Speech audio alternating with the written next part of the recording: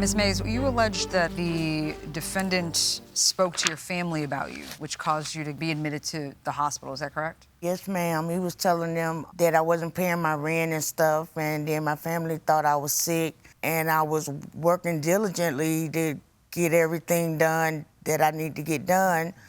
And I got two lawsuits to come to court to have me evicted, and they were both dismissed. And then that's when he actually removed my furniture from the house on January the 6th. You told Judge Corriero that you were feeling better. What are you feeling better from? He asked me, was I feeling better? I was like... He asked you about the hospital. He asked you about your stay, and then he said, are you feeling better? When I left the hospital, I felt better than I did before because I was under a lot of stress and stuff. Of course I did. Let me explain something to you about mental health. Just because you're admitted into the hospital doesn't mean something is wrong with you. You're there to be evaluated. Absolutely. Once you're evaluated, you're let go. It doesn't mean that something was wrong with you. Again, No. I was there involuntarily to be checked to see was I okay. But there was no finding that there was anything wrong with me. That's not what I was trying to say, and I'm sorry that that's what you thought. Definitely not what I was trying to say, but I'm glad that you actually went and you do feel better, and that's important that you do get checked up. Right. What were you want to say, Mr. When she was talking about the two Driver. eviction cases, Okay. I actually dismissed both of those cases. First one I dismissed because she paid the rent and got caught up. The second one was dismissed after we had already taken possession of the property. I see.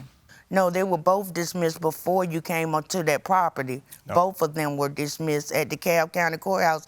On November the 16th, I had 2 checks in my mail for my children, Social Security checks for $6,000. So trust me, this was not a money issue with me. It wasn't. All right, Ms. Mays, let's get to your property. You say that your property was worth at least $15,000? Yes, ma'am. Could you provide receipts, documentation about that? I will have to get that from them. Can you give me any time to come up with it? Because I also had a Samsung washer and dryer that was like $2,000, and it had a lifetime warranty on it. And I can also get something from Best Buy in which my furniture had 3 years cleaning on it. We can only go off of what we're looking at today, what you provided today. Okay, fair enough. We see pictures of couches, tables, and we don't know what amount to... Right, and the table cost $900 from Overstock. Having that receipt would have been nice, but you're willing to take $5,000 even though you say everything was worth at least $15,000. Yes, ma'am. All right, thank you very much. We're going to excuse the parties while we deliberate in this case. Thank you. Ms. Mays, Mr. Dryberg, we have deliberated at length, reviewed all the evidence, and reached a verdict. And let me begin by saying it was not unanimous. The 3 of us were not in agreement, either on the plaintiff's suit or the defendant's countersuit. The verdict comes from my colleagues, Judges Corriero and Tewalde, who believed that Mr. Dryberg acted prematurely in disposing of the plaintiff's property, when there was reason to believe that she was coming back for it, when there were some efforts being made to reach out to you, even if not successful, you knew that they weren't gone. And so you acted in haste in disposing of the property, and that you should have at least kept it with care.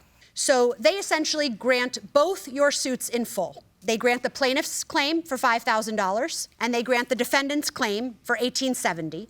I will just add, I dissented. I felt that there was a very clear law that has no exceptions, that if you don't occupy a property for 30 days, it's considered abandoned, in which case the defendant has the right to dispose of the property. I also would have denied your countersuit because you chose not to provide the notices required and to go after the damages, so I would have dismissed both suits. The ultimate verdict is to grant both suits in full, which results in a net verdict for the plaintiff in the amount of $3,130. And that is the verdict of the court.